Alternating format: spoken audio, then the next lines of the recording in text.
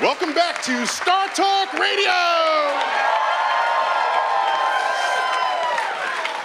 I'm your host, Neil deGrasse Tyson, astrophysicist with the American Museum of Natural History, and we have, this show is about the space between our ears.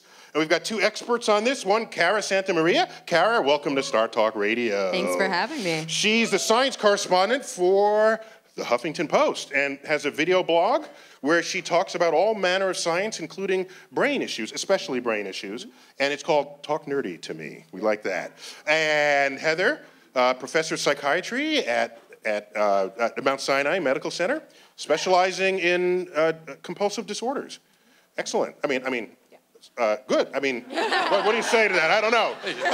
Thank you for having me. And Eugene Mirman, this is your house? Yes, hello everyone. And you've got a guest? Wyatt Cenac from The Daily Show. All right.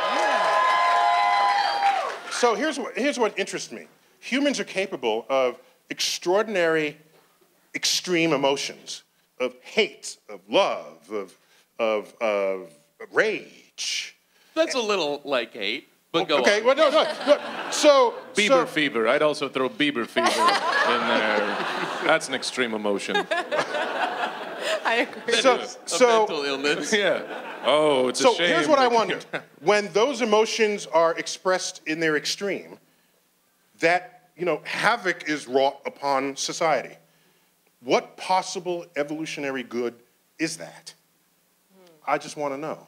The evolutionary basis of Bieber fever. Yeah, thank you. That's a very Heather, important you got question. some insight into this? Yeah, so I think the reason Bieber fever or just... our emotions evolved initially, if you think about, these sort of little creatures crawling around the earth, before humans evolved, it was about seeking out pleasure, which meant food, water, sex, that helped you survive. So we needed these things, emotions, pleasure, likes, dislikes, stay away from poisonous things. Are you describing gentrification?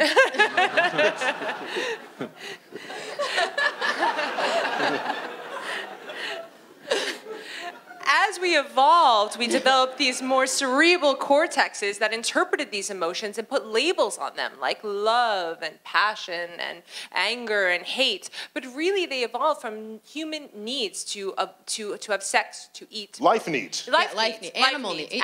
Beneath animal needs. Like, the brain evolved inside out. And so, generally speaking, we see functions in the brain that are happening in very deep brain structures. Some people call that the lizard brain, or the phylogenetically older part of the brain. And kind of the more outside we get in the brain towards the cerebral cortex, the more that we see these kind of higher mammalian functions. Wait. So what you're saying, the two of you are saying is that we have these basal sort of caveman lizard needs, okay? And now that Write a play. right. So now that we are smart. Publishing deal. But now that we're smart, we actually try to interpret these basal needs, and that can mess us up. And we give them names and labels, and that can really mess things up because we mislabel things. We feel something, and we have to put a label on it. It might not be the right label. So people fall in love with their professors, for example. Well, really, they might feel emotion. They're excited about the information. The way you said that, did that? Like, people keep trying to hook up with me. I think they're crazy. There's drugs for that. But yeah.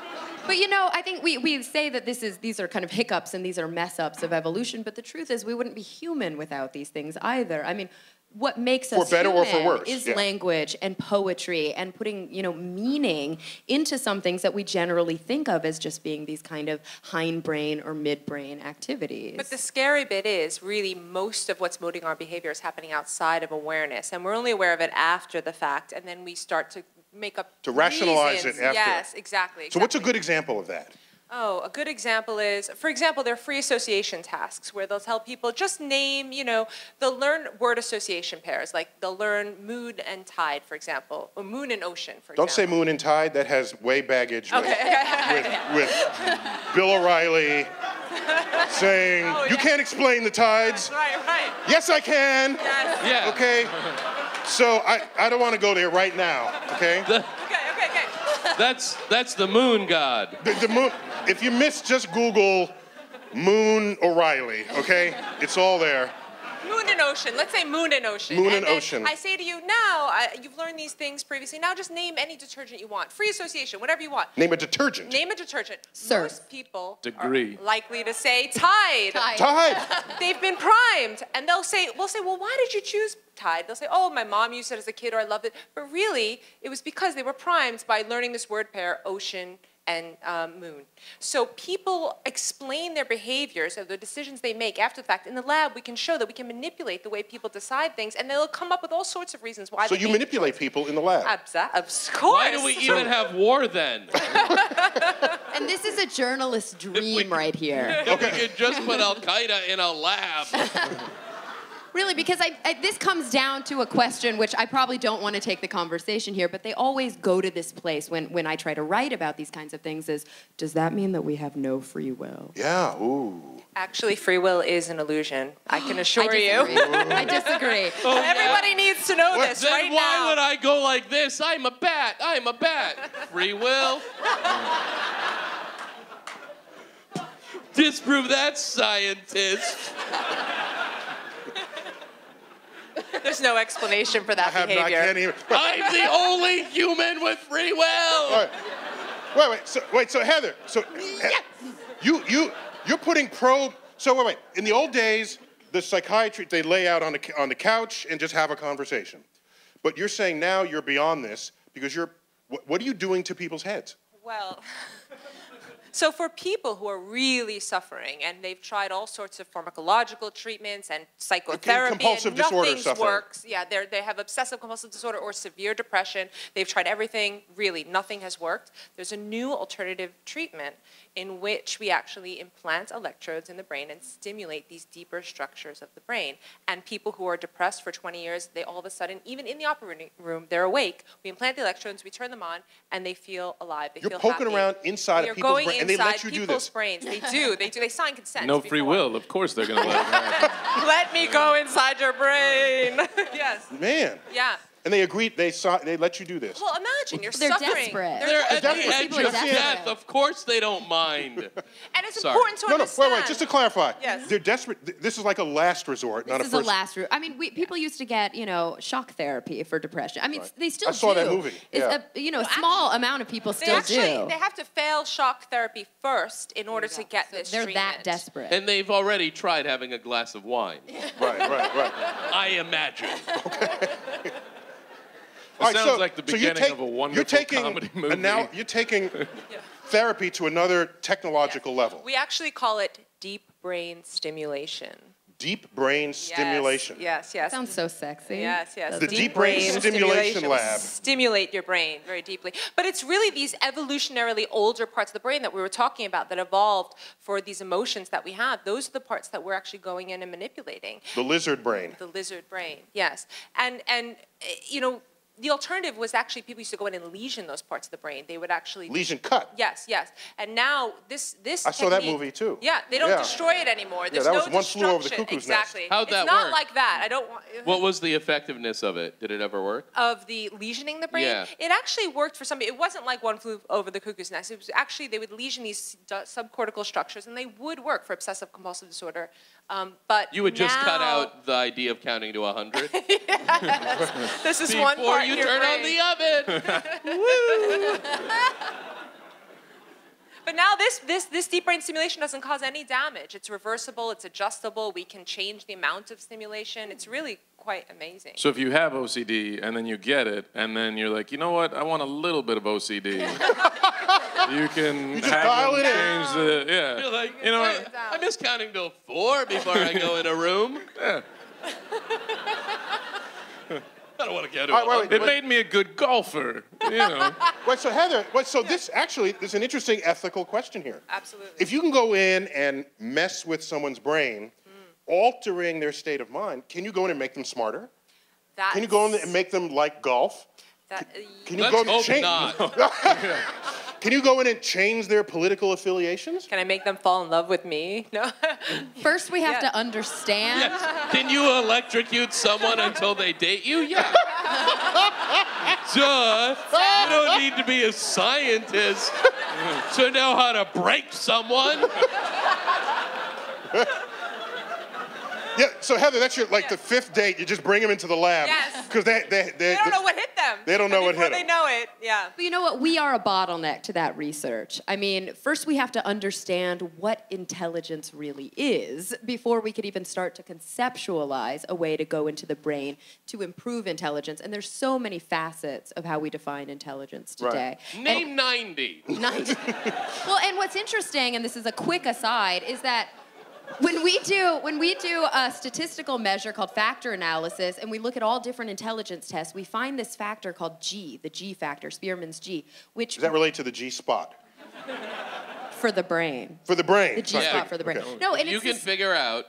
What's with the letter G? It's this thing that we see across the general intelligence. And it's this thing that we see across all intelligence tests, and they all rank high on it. And so there is this kind of fundamental intelligence, intangible measure that we don't even really know what it is, but some people have it and some people Have you asked those people what it is? Those who have it, right? They might have an insight. Can you figure out whether you have it on a test that might be in the sidebar of a Facebook page? Possibly. Okay, all right. But actually, we not just increasing intelligence, but the wave, I think, of the future with these neural prosthetics, as they're called, implants into the brain where we can stimulate certain parts, is we can actually increase things over time, like memory, like attention. So while it's not intelligence, and both of those are components of most intelligence. Exactly. But there's a lot of ethical issues there because, you know, who can afford to get the implants? Right. You know, rich people. Exactly. The 1% tells you that right now. Oh, it's rich people who can afford. Who can Thanks, afford Eugene. Occupy cerebral cortex. You don't want to let a lot of potentially reasonable hippies into your mind. Let me ask, given that you can probe the brain, given that there are these disorders that can be adjusted, given that there might be a future in where you go in the brain. Why are women so crazy?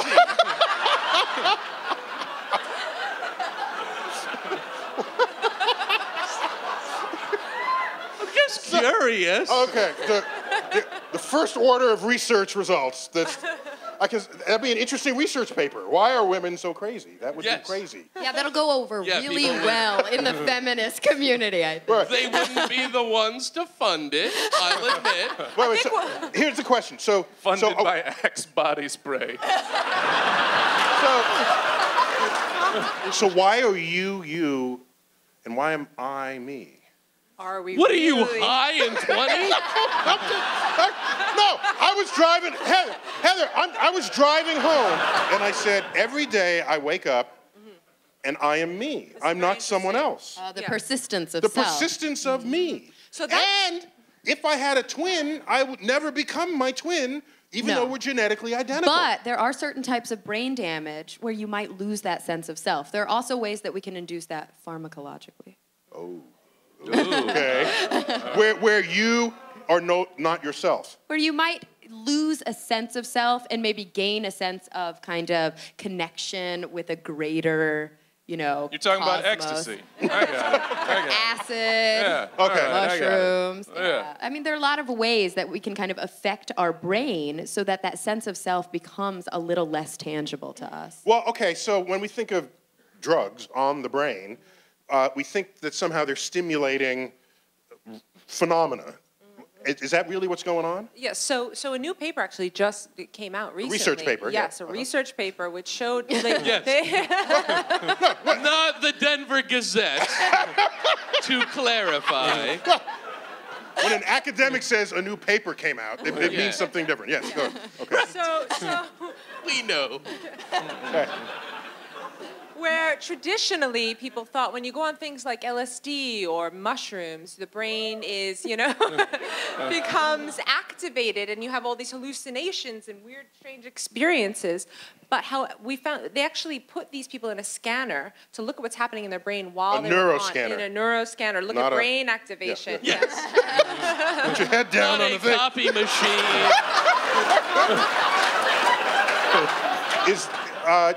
Do you think computers will achieve consciousness one day? Cara. I think we are the bottleneck to that. I kind of disagree with the Kurzweilian future of the singularity. And I think that as humans programming these things, until we really fully understand computational neuroscience, we're going to have a hard time programming computers to learn beyond our limitation. Heather, you think we're... Well, there's a lot of work going on now, actually, in Switzerland, and they're trying to... Eugene, it's like, it figures, right? Is that what you're saying?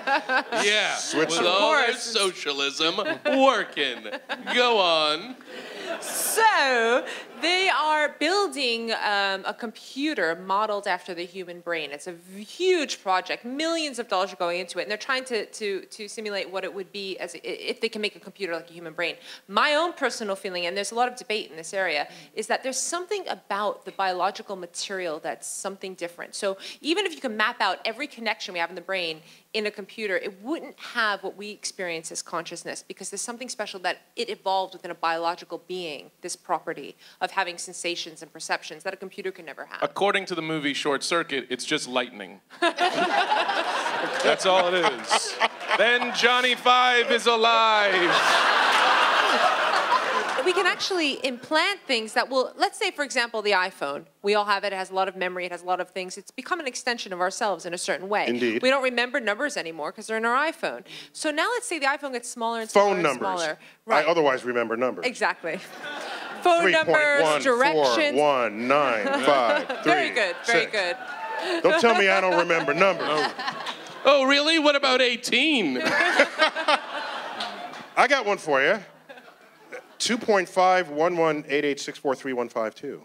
2.1184365112. 2.511886431. That was close. That was fun. That is to 12 decimal places, the fifth root of 100. Well, I have a number for you. Yeah, what's that? 7779311. It's a song. The point I was making... You had a real point, and I'm sorry we ruined it. Is that if you can imagine all this information in the iPhone, it will become smaller and smaller and smaller, growing exponentially, as Ray Kurzweil would say, that eventually, let's say we can implant an electrode in your brain that has all the information that's stored in the iPhone. So it's not just using what your brain is capable of doing, but it's expanding it using a neural prosthetic, and you'll have access just by thinking about it. Imagine you don't even have to speak in your phone anymore and say, call mom. You can just think. Call mom, and we're getting and it very will happen. close to that. And then you could just talk to yourself without even having a headset and say, "Hi, mom, how you doing?" We'll all be walking around looking like we're insane. However, we will probably do that with the Bluetooth. Exactly. But then what happens when you're on a plane and the flight attendant is like, "Hey, you need to stop playing Words with Friends in your head." I can think of even more weird things that would happen if your head was a phone by accident. Say you are doing it. Calling everybody in your phone because you're distracted. So what Heather... I just got pocket dialed by Eugene. Oh, God! Oh, what am I listening to? So Heather... Mind dialed. Do you foresee like a USB connection to download brain information and upload? Eventually, what some philosophers are saying is that we can avoid death. We can achieve immortality by downloading our brain onto a computer. And so in a sense, all of our memories, our perceptions, everything could be if that's how you define what being alive is. You'd have to bring the consciousness with it. Exactly. Otherwise, it's just information. And we still don't know what that is. Thank you. Exactly. But as you say, if you're an atheist and there's no such thing as a soul, then what are we really but the computations that are happening inside of our brain? We are that gestalt, though. We are that sum that's greater than the whole of its parts. It's the mind that arises from brain or the mind that exists concurrently with brain. And we still don't really know how to define that. But to add really quickly to what you were talking about, if we thought a little bit even more outside of the box, a lot of futurist biological thinkers are thinking about going beyond these neuroprosthetics and actually going into the genome. Because of course, all the brain is a manifestation of these blueprints in the nuclei of our cells. Oh, so rather than poke the brain, poke the genes to make the brain. Tell the genes to create a being which has this type of perfect memory. Ooh, or this, I mean, we can go even farther. Whoa. Oh, Genetic who will medicine. control the super baby? Or will the super baby control you? Right. And the bottleneck here is our research. It's our ability to find intelligence in the brain. It's our ability to find consciousness in the brain. And where's the seat of that? We used to think it was in, what, the pineal gland. And before that, we thought it was in the heart. A bunch of fools. We know it's in the four humors. The only problem with all this is if you think about this, the roundworm, right, only has a very few cells and connections in terms of its nervous system. And we can barely understand that, barely. And to think about the complexity of the human brain, it's like thinking about the complexity of understanding the universe. Yes, this is where we get to those large numbers. Yes. So understanding now, not only how the brain works, but then how to code it from the genome, I mean, it's not going to happen in our lifetimes. Yeah. And we most likely will probably end up, killing ourselves first before this happens. Yeah. But if we're really, really positive thinkers, it might happen. I mean, slow down. I'm a Highlander, so I'll... So what really blows my mind is that, and this is sort of what motivated me to get into the field of neuroscience, is that our little speck, this little Earth, right, in the universe, which is huge and expansive and Googles and all that stuff, the fact that our little tiny brains, this little piece, this three-pound piece of matter, can comprehend that is extraordinary. How does it do that? How can we understand this little piece? I mean, if you look at it, compare it to the rest of the universe, it's a speck of dust. Yet that speck of dust can understand itself. Okay, and understand its place in the universe and the enormity of it. Carl Sagan even smaller. said, unbelievable. Carl Sagan famously said. I'm standing for this one. I can't strip down and. Okay. Read this. Cara, read this to everyone. I can't see it. We are a way for the cosmos to know itself. Wait, what does it say? We are a way for the cosmos to know itself. Ah. And you—that's a freshly acquired tattoo. It is. That's my newest tattoo. Right after I Archaeopteryx. also have. Coincidence. Yours says, okay, ass, cash, or grass. Nobody rides for free. Another famous Carl Sagan quote. He said a lot of stuff. So really, this tattoo, this quote speaks to me, which is why I got it tattooed on my body, because in a sense, get over it. I thought it was a funny way to say it, but go on. In a sense, I think that what he was really saying, and I think Neil kind of disagrees with this idea. Wait. She asked how he knows that I had this How did tattoo. I know that? I imagine you told him. I told him in an interview. Jesus Christ. Backstage, we were all in our bikinis backstage in preparation for this talk. That's what was going on. So, Neil has cameras all over the world watching us. Duh. So in a sense, I am not a religious person. I'm an atheist. I'm pretty open about that. And yeah, right? And in a sense, I think that what Carl You are damned to hell for all eternity. Yeah. According to my parents. Yahweh is not happy. So I think what Carl was really saying here is that because... You and Carl were like that. Yeah, we were like this. Yeah, you and Carl. Wait, okay, so you believe in Carl, but not Jesus.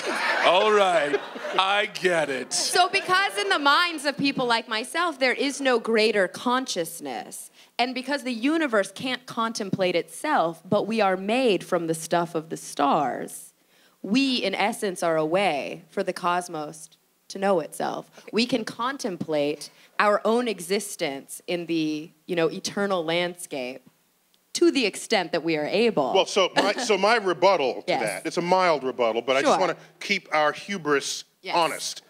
It assumes that our understanding of the universe is a meaningful understanding of the universe. It assumes that. To us. What about gray matter, right? Well, I'm just saying that I can imagine. Is that a thing? Dark matter? What are we talking about? Okay, here we go. That's a thing. Dark matter's a thing. Dark matter, we don't know what that is. Yeah! What if it's super smart? And gray matter is a thing in the brain. And gray matter's in the brain. What color matter isn't there? Heather, what? Yes, the question is how, right? And I think you're right. we might be having a really distorted vision of what it is that we think our place in the universe is. Of course. It could be completely incorrect. And another sort of mind-blowing thing is that perhaps the aliens, right, these space creatures with big heads and big eyes who come down to see us, are really us, evolved many, many years from now. This is a theory, actually, coming back to visit us with a greater understanding of who we are. And we're these primitive ape-like creatures. Which is why they haven't conquered us and why they look in our bottoms. No, So really, wait. So why are they so curious about our reproductive organs? they're harvesting them for research, of course. So here's the thing. They're horny ourselves in the future. Yeah. Duh. Well, so Heather, here's my concern about that concept. Yeah. Because you look at the DNA between we and the bonobo, or the chimps. Sure. And it's hard, there's trifling difference between the two. Less than 1%. It's less than 1%. Wait, but that 1% can code for... Well, I'm getting it. That is the whole point. And they have their own version of Law and Order. That's right. That is exactly Law my and point. Order Bonobo Division. Gung, gung. So, This is getting out of control. So Heather, Yeah. hubristic humans Yes. will say, of that 1% difference, what a difference that makes. However, I say that if the smartest chimps out there can, like, stack boxes and reach a banana, do some rudimentary... Flute playing. Well, the smartest chimps out there were Lancelot Link. Like, Okay? Yeah. They could maybe draw something. Our toddlers do that. The smartest chimps are not smarter than our toddlers. so you're saying stop having babies, start having bonobos. No. So wait, I'm not even there yet. Wait, hang on. You got to stay with me. Okay. We will. Okay, so I propose that maybe what we do, poetry, music, Hubble telescope, is a triflingly different exercise from stacking boxes to reach a banana. Maybe the difference between us and chimps is as small as that 1%. How can we imagine that? Consider another species 1% beyond us.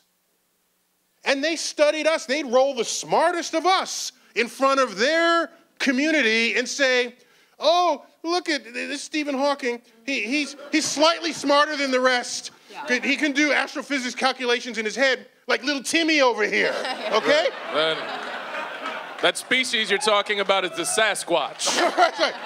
And that's just the 1%.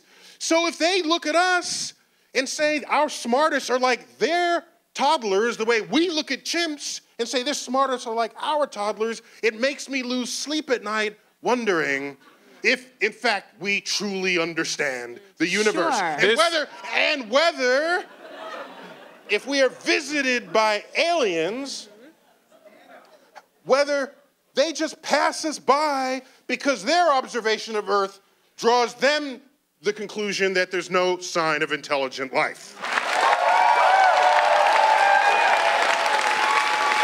Neil Tyson, everybody. Oh, thank you.